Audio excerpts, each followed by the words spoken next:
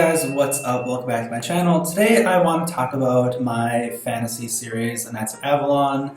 I'm really excited for the book launch of Curse of the Shadow King, but before I get into that, I want to talk about a little bit of the history behind the project. The initial concept started as just kind of a single file and some character profiles, and at that point, I wasn't exactly the most experienced writer, and I wasn't really thinking about what category or genre or anything like that. But for the record, it is a new adult book with elements of high fantasy and urban fantasy, adventure, romance, horror. It's a little bit of everything, and it's anime inspired. I will get to that soon though. But first, I want to say that the original concept was so different than what I have now.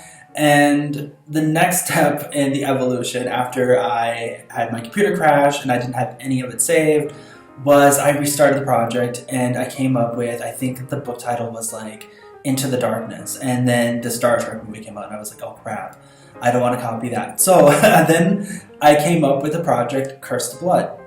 Alright, well, I'm not going to get too much from that story because I have a video about vanity publishers, but it was definitely an adventure and a learning experience that evolved the project into what it is now, which is Knights of Avalon, Curse of the Shadow King.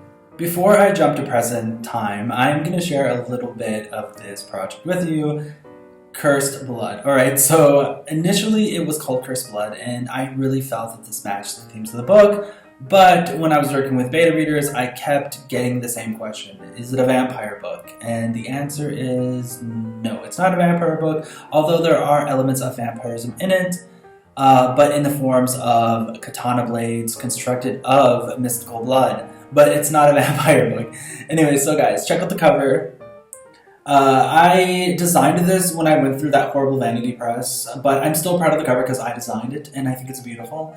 But at the same time, it's one of those things where it's I was really happy to be published, and I was really proud of the cover because it was kind of my little brainchild. But at the same time, it didn't really match the interior of the book as far as the content, because when I wrote the book, I envisioned Japanese animation, and this is not Japanese animation. So as much as I liked it, I just didn't feel that it really fit what I had created. But at the same time, I didn't really feel that I had the budget to do anything else about it.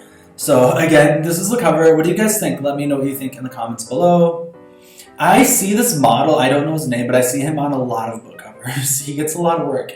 Alright, so I'm going to attempt to read the blurb to you, and beware, I think it's kind of bad because since I wrote this book, I've evolved a lot as a writer, but here we go. Here is the blurb.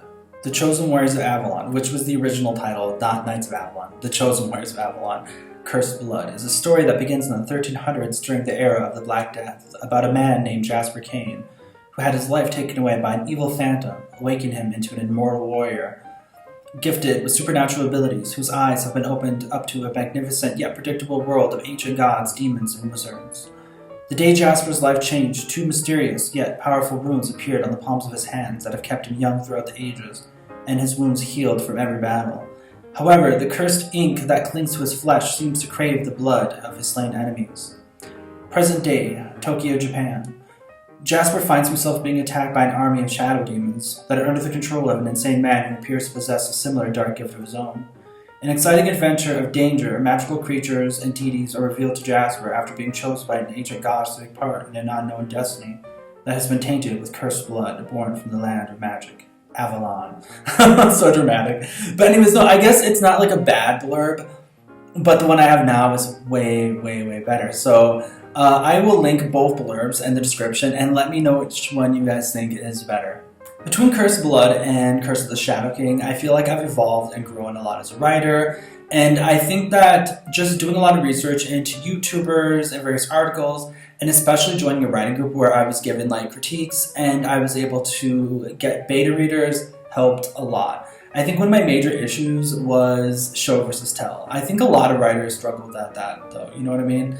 If you're a writer, do you struggle with show versus tell? If you do, let me know in the comments below. But yeah, that was one of my major issues.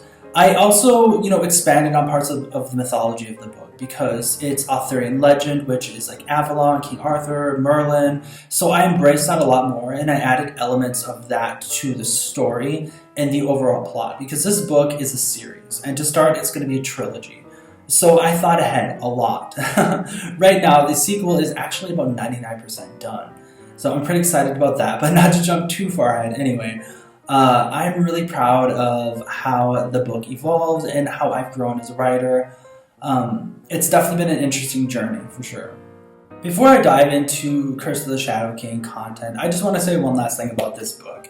No matter how much I struggled and stressed over just everything that took place within the process of this book, between writing it, trying to self-edit, and dealing with a horrible vanity press, this book definitely has sentimental value. This is the one that I read to my mom when she was in hospice care, and she was a big influence on me as a writer. She's probably the reason why I am a writer. She influenced me when I was a kid, since she loved reading and she loved writing poetry and fiction as well. When I was a teenager, as I mentioned in another video, we wrote together in Yahoo groups and had a blast. So this was the book that we read together, and I wrote a little signature thing in there that says "To Talus Bray" because that was kind of like a screen name for her Yahoo groups and her emails, and Talus was a character name that she created, but it says "To Talus Bray / mom.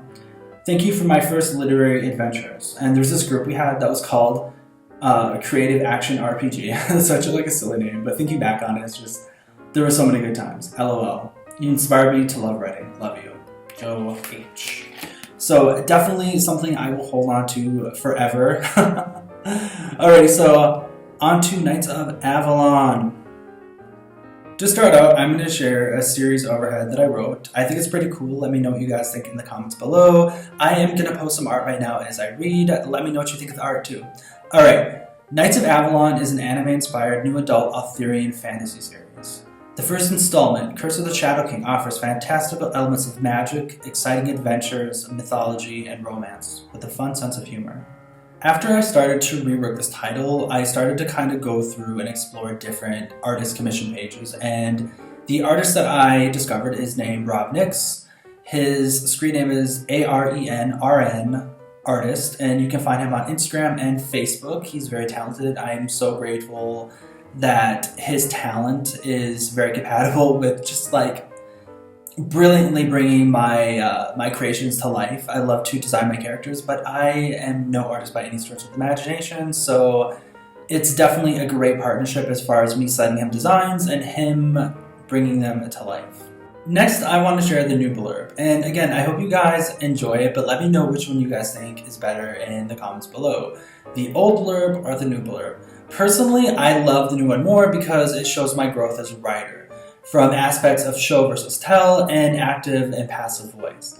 Alright, well, I'm going to post a little bit more art, but here we go. Here is the new blurb. Enjoy. Centuries ago, Jasper Kane transformed into an immortal warrior when an ominous phantom known as the Shadow King seared mysterious, circular runic designs into his palms, a curse with forbidden blood magic. Demonic armies invade Japan and rampage through the streets of Tokyo, demolishing everything in sight. Vincent Angelo, an unhinged stranger, appears bearing the same cursed tattoos as Jasper, and answers to a dark prophecy foretelling the end of the world hidden within the shadows of his fractured mind. Jasper, together with fellow chosen knights, Hanako and Tenchi, face many perils while fighting against powerful mythological adversaries. The heroes cross realms and risk everything to awaken the children of the gods, the holy mages who were sworn to protect the heart of magic, Avalon. I hope you guys enjoyed the blurb. I definitely love it because it shows my evolution as a writer. It's definitely different from the original, right? Okay, so another topic I want to talk about is the LGBTQ angle topic, and I have to admit, kind of going out of the gate when I initially thought of this book, I knew that I wanted a strong male gay lead, but I wasn't really sure about how to go about it because I wasn't sure that a lot of people were going to like it because, growing up, I loved reading in different fantasy mediums, but I didn't see a lot of great, believable, complex characters that were in the LGBTQ spectrum, especially for maybe what I was watching. But I knew that I wanted to do that, and I wasn't really sure how far I could push the envelope until I started seeing kind of more and more mainstream characters that were becoming popular and beloved. So Jasper was definitely an evolution of subtle to just kind of him checking out guys and not really giving two fucks. So I love Jasper, and on that note, I want to talk about some of the characters. First, Jasper Kane. Jasper Kane's life was forever changed when the Black Death struck London, England in 1348. The night he transformed into an immortal warrior remains a mystery, except for one name he cannot forget, the Shadow King. Jasper wields twin mythical katana blades constructed of deadly razor-sharp blood. The tainted weapons grant him the gift of eternal life and heal his injuries by consuming the life essence of his fallen enemies. I had a lot of fun writing the character of Jasper Kane. I think some of the more fun things were writing his action scenes because he is a terrific fighter. He's very fun and cheeky and sarcastic. But he also has a bit of, a darker side to his character where he's guarded and he's hurting. And I hope that as the story reveals those aspects of his character, you guys will enjoy him.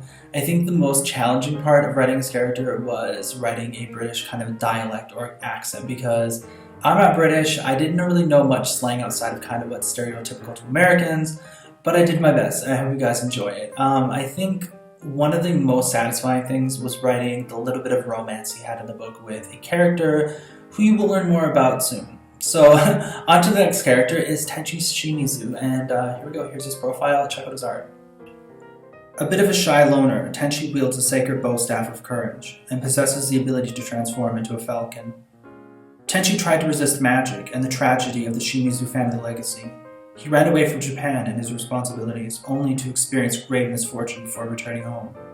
Tenchi is close to and protective of his sister Hanako. He cares for his older brother Aito, but resists the pressure of his corporate lifestyle.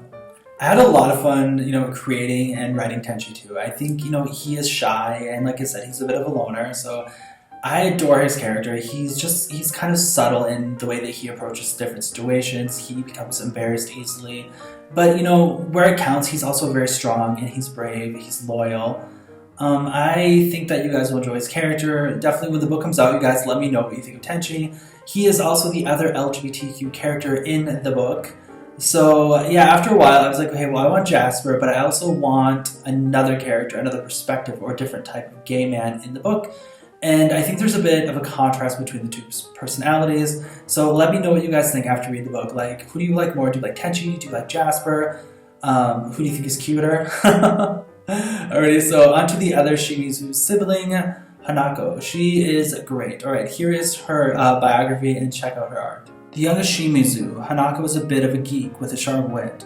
She is strong-willed, close with her brother Tenchi, but clashes with their older brother and grandmother about the responsibility of their destiny.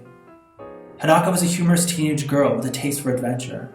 She has always longed for more than the mundane until the day she was bestowed the sacred bow of Artemis and her destiny began to unfold. Okay, so I have to be honest and say this up front. One of the main inspirations for Hanako is Sailor Moon. And don't get me wrong, I didn't copy, but there's definitely inspirations of like the magical girl genre and Sailor Moon with Hanako. So I have to say, Sailor Moon is one of my favorite anime of all time. I started watching it when I was 12, so yeah, there's definitely little hints and homages to Sailor Moon with Hanako. I hope you guys enjoy that. I really liked creating her character because I made her geeky, and I have to admit, even though there are aspects of me in characters, not every aspect of the character is me, but being kind of an otaku, a geek, a little bit of a weeb, I don't know if people are going to take offense to those terms, but I use them lightheartedly. But yeah, that's definitely me. I love anime and I enjoy Japanese culture, so I let a little bit of my weeb flag fly with her. She's sarcastic, but she also has a vulnerability to her as well that I hope readers will connect to, and I hope it resonates and makes her a little bit more of a believable and a little bit more of a lovable character than just kind of, oh, she's a geek.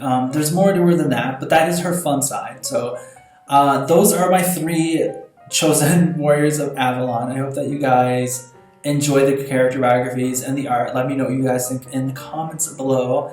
I am excited to hear what you have to say. I'm going to cut this video right here, but I will make a follow-up video to talk about the bad guys of Knights of Avalon. Let me know what you guys think of this video in the comments below. Who did you like the best?